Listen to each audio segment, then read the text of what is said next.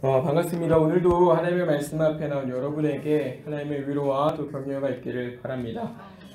참으로 예배의 자리를 지켜가기가 우리가 믿음을 지켜가기가 쉽지 않은 요즘 이때입니다. 하나님 앞에 모인 자들로서 하나님의 긍휼이 여겨지심을 기대하면서 또 우리 모두에게 은혜를 베풀어 주시기를 기도하고, 또 모쪼록 주어진 이 시간들을 무기력하게 이렇게 보내지 마시고 성경을 좀 많이 읽는 시간들로, 또 기도하는 시간들로, 또 홈페이지를 통해서 가능하면 지난날 들어왔던 말씀들을 또 깨달을 때까지 듣고 또 듣고 하는 그런 시간들로 사용하셔가지고 이 시간들을 조금 더 여러분의 신앙의 유익을 위해서 활용해 가시기를 부탁을 드리겠습니다.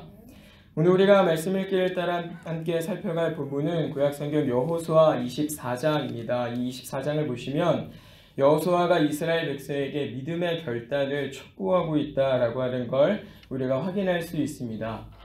이제 여호수아는 그의 마지막이 가까웠다라고 하는 것을 알고 있습니다. 이제 이스라엘 백성을 떠나서 자기의 본향으로 돌아갈 때가 가까운 것이죠.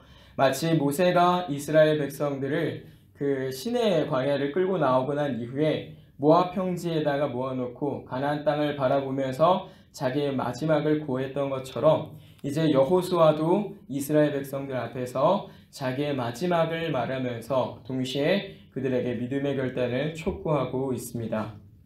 여호수아 23장 14절을 보시면 이런 말씀을 기록합니다. 여호수아가 보라, 나는 오늘 온 세상이 가는 길로 가려니와, 이렇게 말씀을 하면서 이제 땅 분배가 다 끝난 지파들을 다시 불러다 놓고 거기에서 자기의 마지막 때가 이르렀다라고 하는 것들을 백성들에게 설명하고 난 다음에 가나안 땅에 남아 있어서 이제 그 땅에서 여전히 신앙생활을 해야 되는 그 사람들에게 하나님을 유지하며 살아가도록 그렇게 믿음을 촉구하는 것입니다.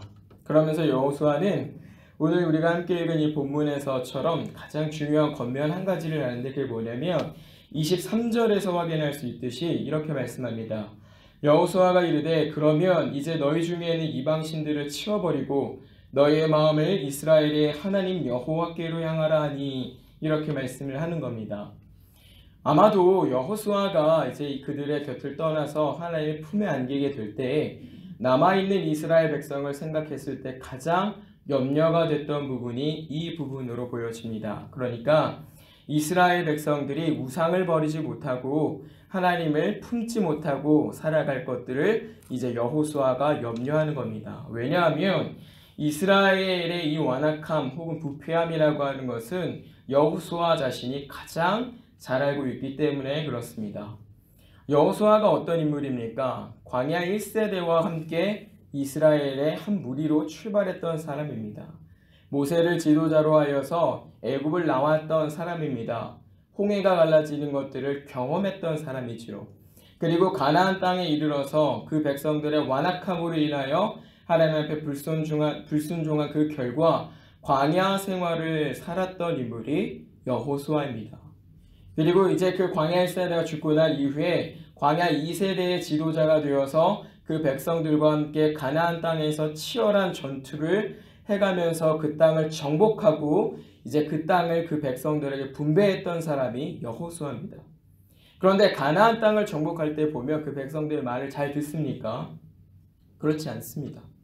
심지어 가나안 땅을 정복하는 그 과정에서도 하나님 앞에 범죄하는 일들이 끊임없이 나타납니다. 대표적인 사건이 이 앞서서도 초반에 기록이 되는데 여리고를 무너뜨리고 난 이후에 아간이 범했던 그 범죄, 거기서부터 벌써 균열이 있다라고 하는 것을 우리가 볼 수 있습니다.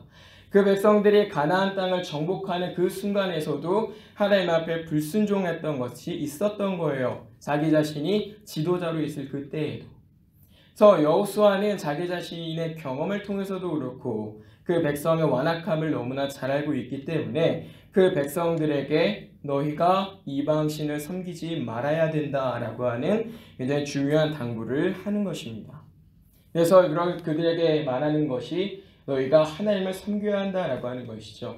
여호수아가 그렇게 또 하나의 권면을 할 수 있었던 이유는 그 백성들의 완악함을 잘 알고 있기도 했지만 한편으로는 하나님께서 그 백성을 얼마나 사랑하시는지, 그 백성을 얼마나 귀하게 여기시고 그 백성들을 끊임없이 도와주시는지를 여호수아 자신이 가장 잘 알고 있었기 때문에 그렇습니다. 가나안 땅 어떻게 정복했습니까? 자기들이 힘으로 싸웠습니까?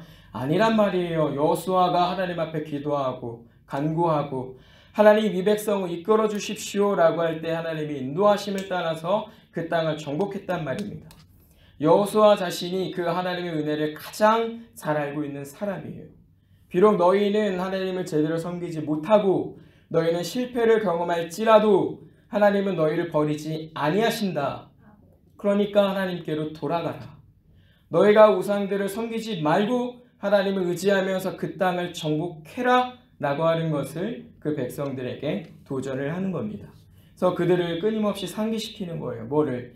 우리가 의지할 것, 우리를 도와주실 분은 하나님 말고 없다라고 하는 것들을 지속적으로 생각나게 하는 것이죠. 그래서 그들에게 자발적으로 이스라엘 백성으로서 하나님을 섬겨 살아가도록 그렇게 하는 겁니다. 하나님의 말씀을 따라 살아가는 것이 짐이 아니고 올무가 아니고 끌려가는 것이 아니라 자원해서 하나님을 기쁘게 하는 것을 더 생각을 해서 할 수 있도록 그렇게 여호수아가 그 백성들의 마음을 꺾고 있는 거예요. 오늘 본문을 보시면 이스라엘 백성의 신앙 상태가 정상적이지 않다라고 하는 걸 우리가 어렵지 않게 확인할 수 있습니다. 아까 우리가 잠깐 읽었던 23절을 보시면 아시겠지만 그들이 그 땅에서 우상을 가지고 살아가는 거예요. 너희가 우상을 버려라 라고 하니까 그 우상들 가지고 나온 거 아닙니까 지금? 근데 그 우상이 지금 어디서 나온 거예요? 이스라엘 무리 바깥에서 나왔습니까? 아니에요. 이스라엘 그 무리 안에서 우상이 쏟아져 나왔어요. 정상적인 건 아니지 않습니까? 그들의 생활 가운데 전혀 어울리지 않는 것들이 그들 가운데 있었다 이겁니다. 그래서 여호수아가 그 백성들을 이렇게 말씀을 할 때에 그들에게 심각한 부패함이 발생하고 있다는 점을 우리에게 먼저 가르쳐주고 있는 거예요. 이스라엘 백성이 가나안 땅을 점령하면서 하나님만 의지해야 한다는 것은 누구보다 절실하게 몸으로 깨달았을 겁니다. 대표적으로 여리고 사건만 보시면 아시죠? 여리고 그 큰 성읍을 어떻게 무너뜨립니까? 피를 흘리고 싸우는 것이 아니라 하나님의 말씀을 따라서 행한 결과 그 성이 무너져 버렸어요. 근데 아이성을 점령할 때는 어떻습니까? 하나님 뜻과는 상관없이 하나님의 말씀과는 상관없이 자기들의 계획을 따라서 군대를 조직하고 자기들의 힘을 믿고 덤벼들었다가 거기서 첫 번째 사상자가 발생하는 그 결과를 맞이합니다. 아이성은요 시군중 먹기였어요. 여리고에 비하면 시군중 먹기였던 성이 아이성입니다. 하나님만 의지해야 한다라고 하는 것을 이 몸으로 뼈저리게 알고 있는 사람들이 그 사람들이란 말이에요. 그리고 그 하나님만 섬기기를 결단하면서 그 땅을 분배받고 정착했을 터인데 버려야 할 우상들을 가지고 있었다라고 하는 것이 얼마나 그 백성들의 부패한 모습인지를 우리가 알 수 있는 것입니까? 침체되어 있고 잠들어 있는 그들의 신앙 상태를 이렇게 잘 보여주는 것입니다. 더욱이 여호수아는 23절에서 그들에게 이렇게 말씀합니다. 마음을 하나님께 향하라 이렇게 말씀하는 거예요.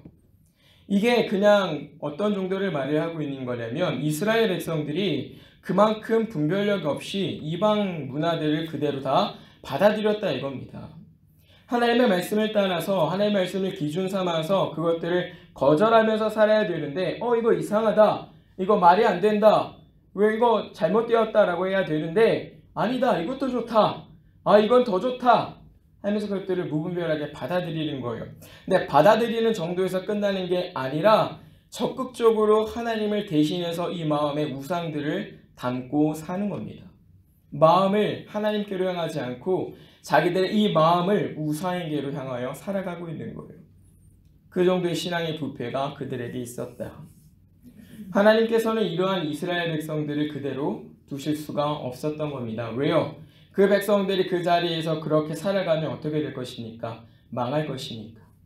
기껏 가나안 땅에 들어왔는데 하나님의 말씀을 따라서 가나안 땅에 들어왔는데 하나님의 말씀을 따라서 그 땅에서 토해질 것이기 때문에 하나님께서는 정착한 그 백성들에게 그런 일을 당하지 않도록 하기 위해서 오늘 이 여호수아의 입을 열어서 그들의 신앙에 부패하고 침체되어 있고 잠들어 있는 것들을 깨우시고 그들을 정신이 번쩍 들게 하시는 겁니다. 왜?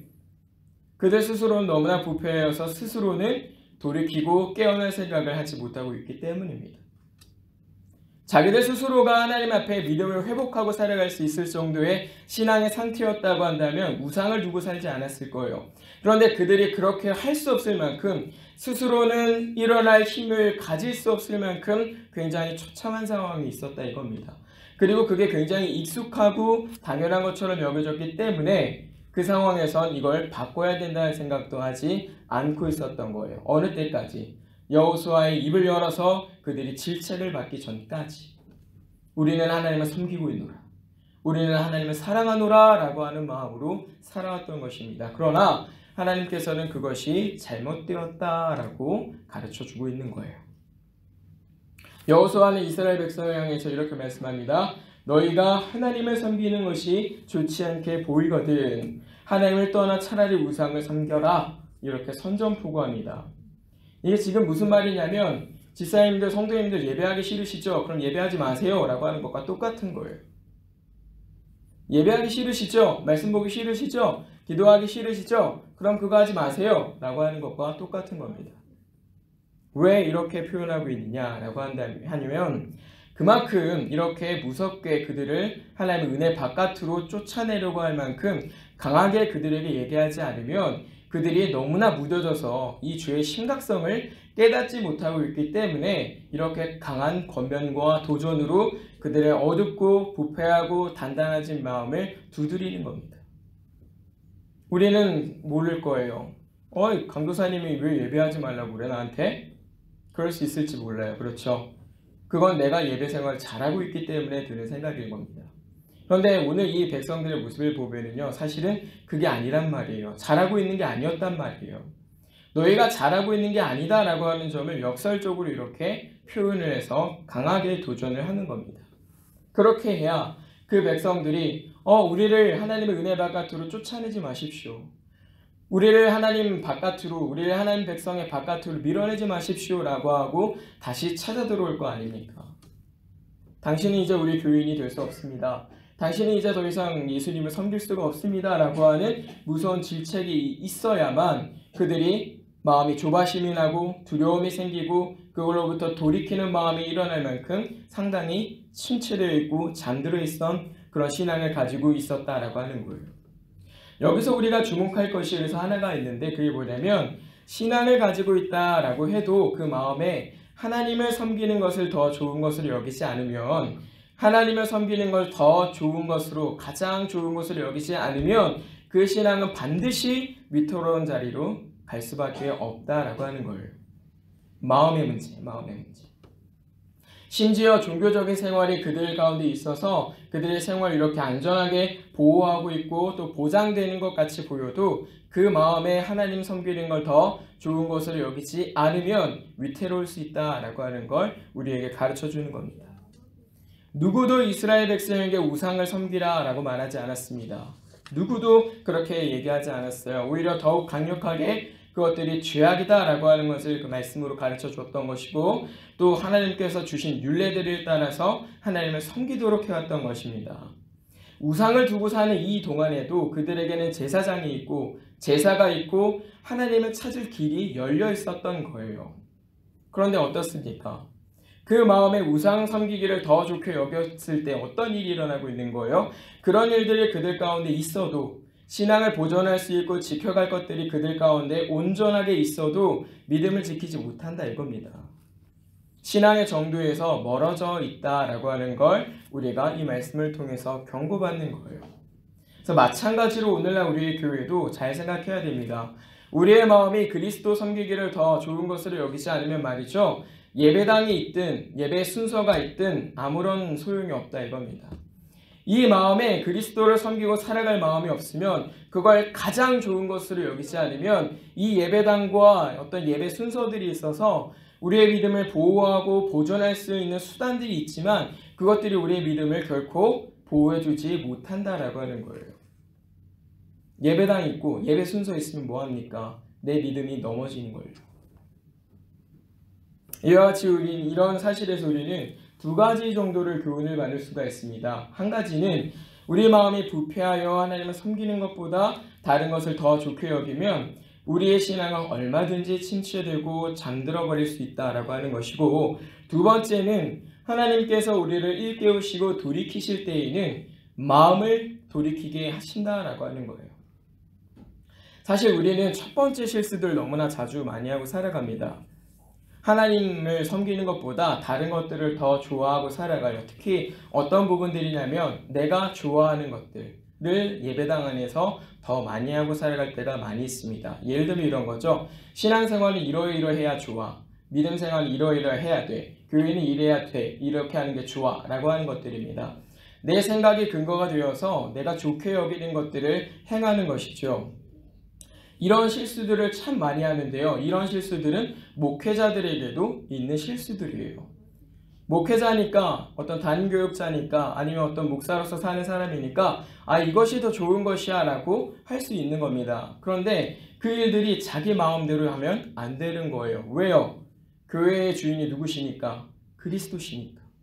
왜요? 교회의 머리가 누구시니까? 그리스도시니까. 아무리 내가 좋게 여기는 것이라도 주께서 좋게 여기는 것이 아니면 하면 안 되는 거예요. 아무리 내가 이 일들이 힘들다라고 여겨지는 일이라고 해도 그것이 주께서 좋게 여기시는 것이면 해야 하는 거예요. 반드시 해야 하는 거예요. 그 일들을 위해서 우리가 질서를 갖게 되는데, 목회자들에게 적어도 주어지는 질서들이 그래서 두 가지인 겁니다. 하나가 교회법이라고 하는 것으로 주어지는 통치의 질서들이고, 또 다른 하나가 교훈의 질서로 주어지는 교리라고 하는 것들이에요. 하나님의 말씀이랍시고 내 마음대로 막 했단 말이에요. 그게 하나님의 말씀인지 아닌지 어떻게 확인할 겁니까? 무분별하게 전해지는 이 해석들이 정말로 하나님의 말씀인지 참인지 우리가 어떻게 알 수 있어요? 교리라고 하는 것들로 우리가 구분해내야 하는 이겁니다. 목회자들이 교회에서 하는 일들이, 어떤 교회가 하는 일들이 그것이 정말 하나님께서 기뻐하시는 어떤 질서들 따라 하는 것이라는 걸, 하나님의 법 안에서, 말씀 안에서 하는 것이라는 걸 어떻게 확인할 수 있어요? 질서, 법 안에서, 우리에게 허락되어 있는 것 안에서 하는 겁니다. 하는 거예요. 이 일들은 굉장히 중요한 일이 되는 겁니다. 우리가 여기서 많은 실수들을 가지고 살아요. 그래서 마음으로는 하나님을 섬기고 하나님 더 좋은 것으로 알고 살아가는데, 사실은 그게 아니라 내가 더 좋게 여기는 걸 바라보고 살 때가 더 많이 있는 겁니다. 근데 우리는 그렇게 하면 안 되는 거예요. 왜요? 아까도 말씀드렸습니다만 우리는 교회니까. 그리스도께서 우리의 머리 되시고 우리의 주인 되시니까 우리 마음대로 하면 안 된단 말이에요. 그래서 우리에게 주어주신 이 질서들을 잘 따라가는 것이 매우 중요한 겁니다. 특별히 눈에 보이는 이러한 질서들도 잘 지키지 않는데, 하물며 잘 알지 못하고 명확하게 드러나지 않을 때가 많은 하나님의 뜻을 우리가 어떻게 쫓아 살아갈 수 있습니까? 눈에 보이는 것도 제대로 지키지 못하고 눈에 보이는 것도 제대로 하지 못하는데, 눈에 보이지 않는 것은 우리가 어떻게 더 잘할 수가 있느냐 이겁니다. 이 일들은 우리가 실수하는 일들이 되는 거예요.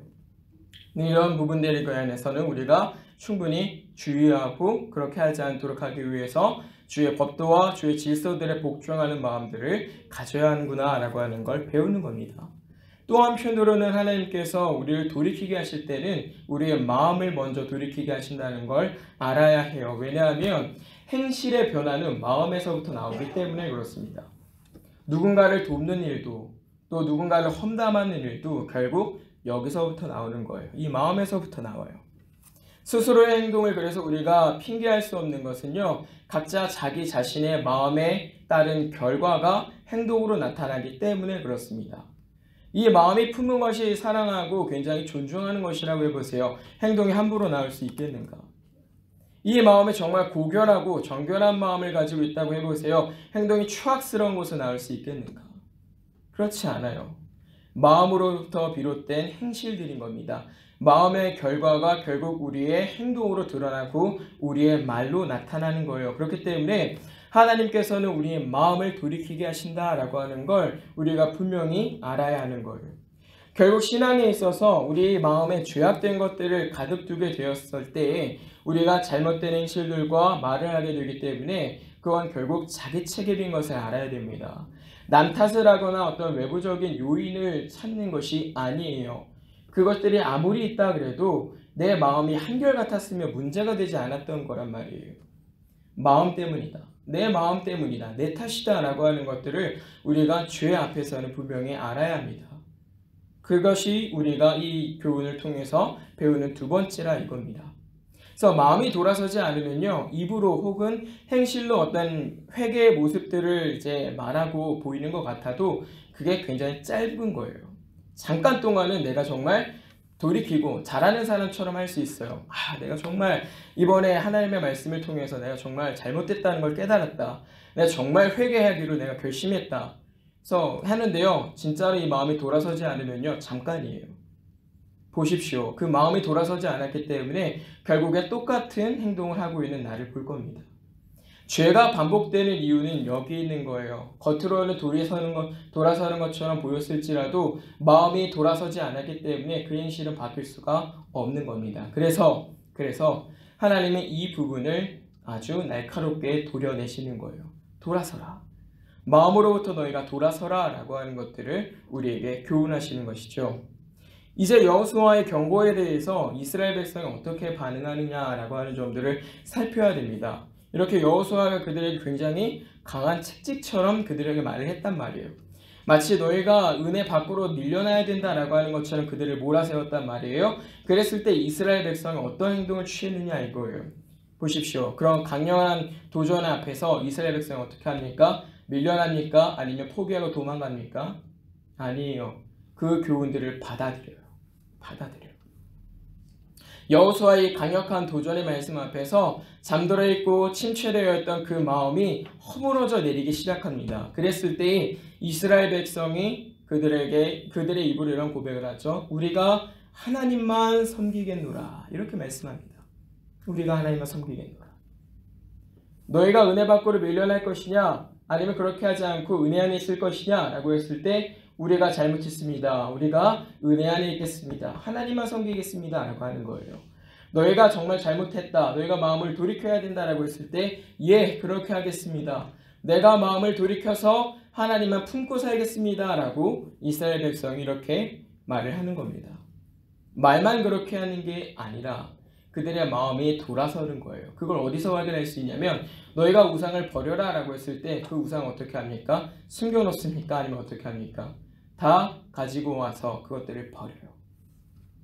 마음이 돌아선 겁니다. 더 이상 그것들이 필요하지 않다.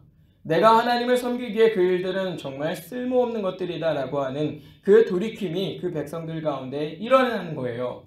그랬을 때 침체되어 있던 그들의 신앙이 힘을 얻게 되고 그들이 그동안 버리지 못하고 가지고 있었던 그 일들을 과감하게 버려내는 겁니다. 누구를 위해서? 주님을 위해서. 주인 되시는 하나님을 위해서 자기들의 그릇된 것들을 아주 과감하게 버려내는 거예요. 그래서 우리는 이 백성들의 행동과 또 대답을 통해서 하나님만 섬긴다라고 하는 것이 대체 어떤 것이냐라고 하는 점을 우리가 좀 배워야 되는데 먼저 첫 번째는 그들이 행한 대답의 첫 번째에서 확인할 수 있습니다. 17절이야 18절을 보시면요. 쭉 이런 말씀들이 있지만 결국엔 하나님께서 그들에게 어떤 은혜를 베풀어 주셨는가 라고 하는 점들을 나열하고 있어요.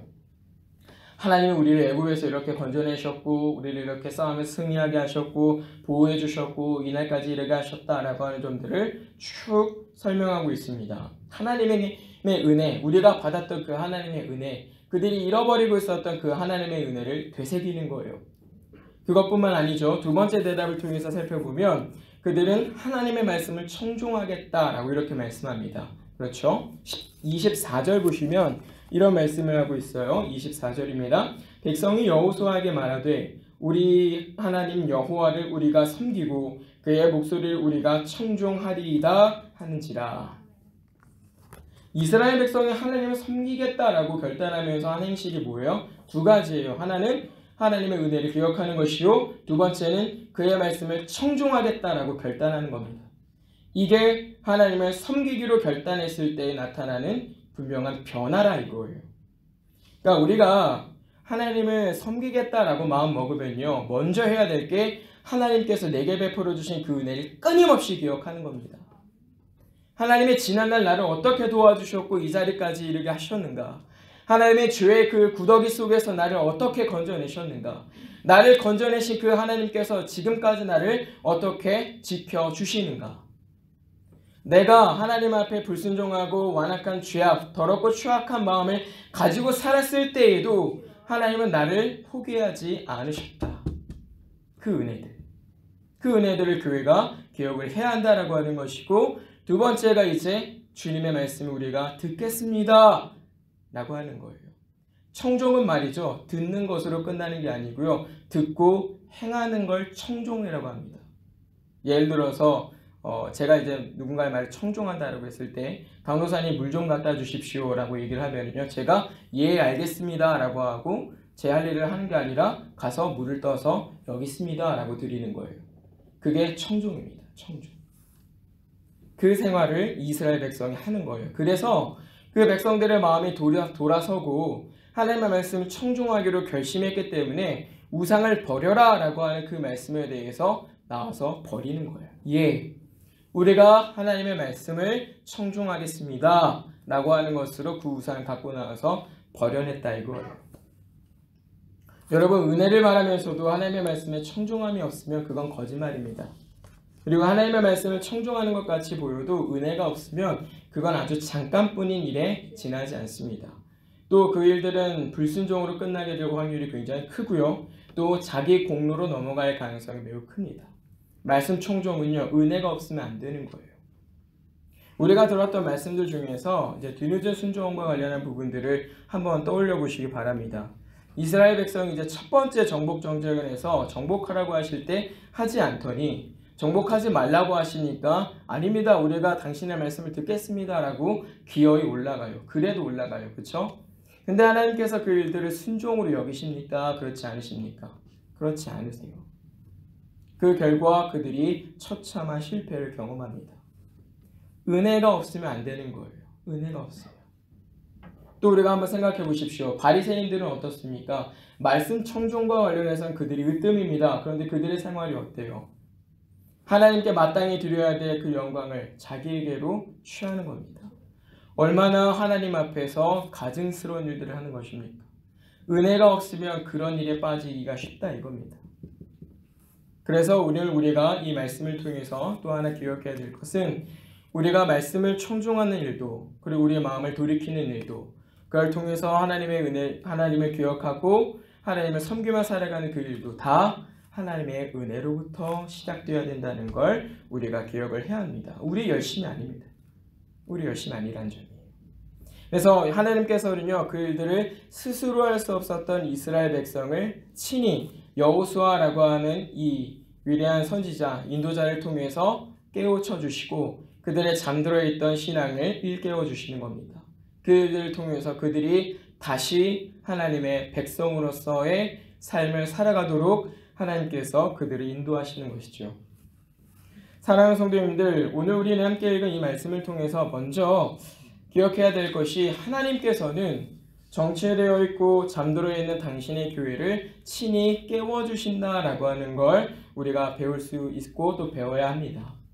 하나님께서는 하나님께서 일하지 않으시면 교회는 침체될 수밖에 없어요. 잠들어 있을 수밖에 없습니다. 그가 우리를 깨워주지 않으시면 안 되는 일인 거예요. 하나님께서는 이 습관적인 생활에 빠져 있는 그 당시의 교회를 보시고 그들을 건져내시기를 원하고 계십니다. 그래서 하나님께서는 그들에게 마음이 아프지만 강력한 메시지를 던지시면서 그들의 잠들어 있던 신앙을 이렇게 흔들어 깨우시는 것이죠. 그들이 깨어 하나님 앞에 서기를 먼저 기도한 것이 아니라 하나님께서 그들을 깨어나도록 먼저 일하시는 겁니다. 이 하나님의 먼저 일하심이 우리 교회에도 있기를 간절히 기도합니다. 우리를 깨워주시기를 간절히 기도하는 겁니다. 우리가 그렇게 잠들어 있고 침체되어 있는 신앙생활을 하는 것이 아니라 늘 부지런히 깨어 있어서 하나님 앞에 살아갈 수 있는 그런 교회가 되기를 간절히 기도하는 것이죠. 하나님께서는 오늘 우리에게도 이스라엘 백성과 같은 일들을 행하고 계시는 것 같습니다. 코로나19라고 하는 것으로 인해서 우리가 예배 생활이 참 어려워졌는데요. 근데 그 예배를 한번 생각해 보십시오. 우리가 얼마나 그 예배 자리를 쉽게 생각했는가, 얼마나 그것들을 아무렇지 않게 여겼는가 한번 생각해 보시자 이겁니다. 우리가 예배를 딱 하지 못하게 되니까 우리의 신앙이 드러나게 되어 있어요. 이 일들을 경험하면서 우리가 얼마나 신앙에 있어서 무뎌지고 정체되어 있고 잠들어 있는지를 깨닫게 되는 겁니다. 이 일들을 경험하다 보면요, 언젠가 누군가에게 말씀을 드렸습니다만 어떤 사람들은 애통하는 마음을 갖고 사는 것이고 어떤 사람들은 아무런 생각 없이 그냥 사는 것이고 어떤 사람들은 아유 참 시간이 많이 있네 지루하다, 아니면은 아 참 즐겁다 잘됐다 예배가 좀 적어졌으니까 좋다 라고 하는 사람들도 있을 겁니다. 그런데 지금 우리가 그 행해왔던 일들이 그치게 되었을 때에 우리가 가져야 될 마음은 무엇이겠습니까? 애통함입니다. 애통함. 우리가 그토록 아무런 의미 없이 아무런 감사와 기쁨 없이 아무런 준비 없이 이루어졌던 이 예배에 대한 애통함, 우리가 해왔던 일들을 잠깐 멈추고 우리의 신앙생활을 점검해 볼 수 있는 때입니다. 보십시오. 혼자 있게 되었을 때에 내가 신앙생활과 관련해서 어떤 일들을 하는지 생각해 보십시오. 그게 여러분의 평상시 신앙생활인 겁니다. 목사님께서도 말씀하셨습니다만 예배에 모임이 있고 시간들이 있고 그러면 나온단 말이에요. 시간들을 챙겨서 나온단 말이에요. 그러면 내가 신앙생활을 잘 하는 줄 알아요. 나는 잘하고 있구나, 참석도 잘하고 하니까. 그런데요, 그게 아닌 겁니다. 그냥 시간들과 모임에는 참석했지만 정말로 나는 믿음 생활을 한 게 아닐 수 있는 거예요. 그 사실이 지금 나타나는 겁니다. 신앙생활 잘해오신 분들은요, 변치 않아요. 끄덕없어요. 그냥 또 말씀을 보고 기도하고 하나님의 뜻이 무엇인지 고민하고 그 말씀을 읽어가면서 자기 생활에 적용하고 하나님께서 은혜를 주셔서 이 시간들을 잘 넘어갈 수 있도록 기도하며 사는 것이죠. 우리의 신앙이 어떠한가 살펴볼 수 있는 좋은 때라 이겁니다. 우리가 이 시간들을 정말 잘 살펴야 되는 것은요, 애통해야 되는 것은요, 이 예배가 사실은 은혜와 관련되어 있기 때문에 그렇습니다. 하나님께서 예배를 통해서 은혜를 주시는데요, 그게 왜 그러냐면 하나님께서 은혜를 주실 때 보통 은혜의 수단들이라고 하는 것을 통해서 주신단 말이에요. 그게 뭐냐면 설교, 그리고 성례라고 하는 것들, 세례와 성찬이라고 하는 것들을 통해서 주십니다. 물론 기도도 포함이 되긴 하지만 보편적으로는 설교, 예배 때 이루어지는 설교와 그리고 예배 때 행해지는 세례, 그리고 성찬이라고 하는 걸 통해서 교회에 은혜를 주세요. 그런데 그 일들이 그쳐졌다 이거예요. 예배가 없어졌으니까. 이게 그쳐졌다라고 하는 건요, 결국에 은혜가 우리에게 공급되지 않는다라고 하는 거예요.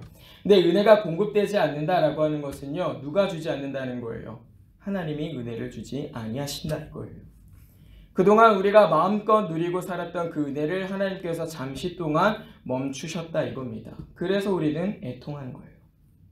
주께서 우리에게 그동안 풍성히 주시던 그 은혜를 우리가 이제는 누릴 수 없게 되었음에 우리 마음이 아프고 하나님 앞에 애통하는 마음을 갖는 겁니다.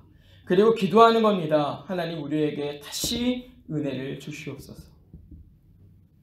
하나님께서는 교회를 위해서 일하십니다. 그분은 결코 교회에 해가 되는 일들을 하는 분이 아니세요. 그렇다면 지금 일어난 이 일들도 교회의 유익을 위해서 하시는 것인데 우리가 이 자리에서 고민해야 될 것은 과연 우리는 어떤 행실을 가져야 되느냐라고 했을 때 일어나야 된다라고 저는 여겨집니다. 잠들어 있고 또 우리가 침체되어 있고 습관적으로 해왔던 신앙생활들이 아니라 이제는 거기서 깨어나서 정말 내가 다시 그리스도인으로 이 마음 가운데 주의 은혜가 충만한 그리스도인으로 다시 살아가기를 하나님께서 준비하시는 이때가 아닌가 생각을 합니다. 그렇다면 우리는 이 시점에서 이스라엘 백성이 보였던 태도를 기억하고 우리도 그렇게 해야 할 줄 믿습니다. 하나님을 섬기기를 힘쓰는 교회. 하나님, 우리가 하나님을 섬기겠습니다. 당신이 우리에게 베풀어 주신 은혜를 잊지 않고 기억하겠습니다. 당신의 말씀을 청종하며 살겠습니다 라고 하는 이 결단이 우리 안에 있어야 할 줄을 믿습니다. 사랑하는 성도님들, 모쪼록 받은 말씀 가운데 여러분의 신앙, 우리의 신앙을 잘 점검하셔서 이 주어진 시간들을 허투루 보내지 마시고 나를 준비시키는 시간으로 살아가시길 바랍니다. 다시 이 예배의 자리가 우리에게 활짝 열리게 되었을 때 그것으로부터 정말 하나님 앞에 감사할 줄 알고 그것으로부터 하나님께 영광 돌릴 줄 아는 그런 한 사람이 되도록 이 시간들을 여러분 잘 준비해 가시는 우리가 되기를 바랍니다. 하나님께서 우리를 깨우시고 다시 하나님의 백성으로 살아가게 하셨음을 기억하면서 다시 우리도 일어나서 하나님 앞에 힘써 살아가는 그런 삶을 다짐하는 저와 여러분이 되기를 주님의 이름으로 부탁을 드립니다. 기도합니다. 하나님 아버지 감사합니다. 우리의 정체되어 있고 침체되어 잠들어버린 신앙을 일깨워 주시니 참으로 감사합니다. 우리가 잠들어 있는 그대로 내버려 두지 아니하시고 우리를 깨워 다시 하나님의 백성으로서의 삶을 결단하게 하시니 감사합니다. 하나님을 섬기기를 결단하였던 이스라엘과 같이 우리도 하나님을 섬기기를 결단하여 하나님의 은혜를 기억하기를 게으르게 하지 않고 하나님의 말씀 청중하기를 게으르게 하지 않는 교회가 되게 하여 주시옵소서. 주께서 우리의 예배를 점검하게 하십니다. 우리에게 주어진 시간 동안 각자 스스로가 자기의 믿음을 점검하고 예배 생활을 점검하여서 하나님과 1:1 관계를 잘 회복하는 시간들이 되게 하시고 우리에게 예배를 회복하여 다시 열어주실 때에 하나님께 감사와 영광으로 진정한 경배드리는 당신의 몸된 교회가 되게 하여 주시옵소서. 이 시간이 너무 길어지지 않도록 우리를 긍휼히 여겨주시옵고 우리를 붙드시고 어려운 이 시간들을 믿음으로 잘 견뎌나가게 하시길 간절히 기도하옵고 또 그렇게 하실 줄 믿사와 하나님 앞에 간절히 기도하오니 하나님 아버지 우리를 도우시고 우리를 붙들어 주시옵소서. 감사드리며 예수님 이름으로 간절히 기도드리옵나이다. 아멘.